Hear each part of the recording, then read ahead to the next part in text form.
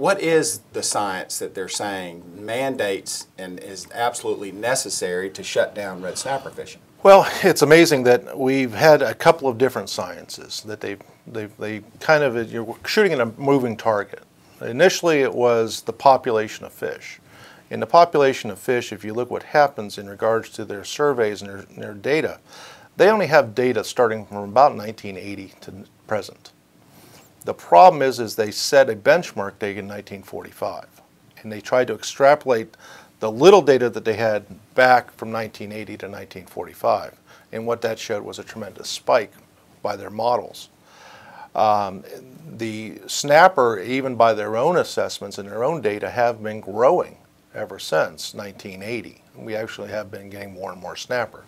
Their data actually shows that. The problem is that they're trying to reach this spike that's about 33 times the present load of biomass of snapper, or the number of snapper out there in the Atlantic.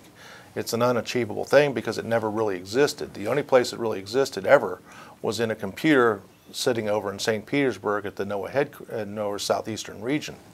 So that's where their first problem came into. We pointed that out to it, and then immediately they shifted. And now they're saying that it's not so much the amount of fish out there, but now they're saying it's what they call an age truncation. In other words, there are too many young snapper and not enough old snapper.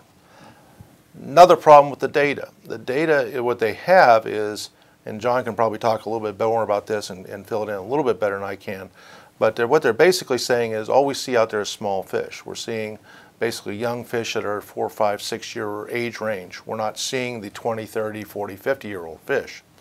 The problem is where they're getting their data from. They're not getting the data from the recreational anglers. They're getting it from head boats and commercial fishers. The problem with that is that the head boats only go out to the shallower waters where the smaller snapper live. Snapper, as they go through their life cycle, will start in shallower water, and as they get older they get more solitary and they go out deeper and deeper.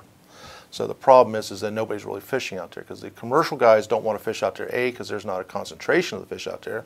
You're dealing with solitary fish instead of more of a schooling fish. And second is that what restaurants are looking for right now are plate-sized fish, and they get basically they get a very nice, it's more expensive, or they can get more money for the smaller plate-sized fish than they get the bigger ones. So they don't really get any data. They get very little data from the recreational side.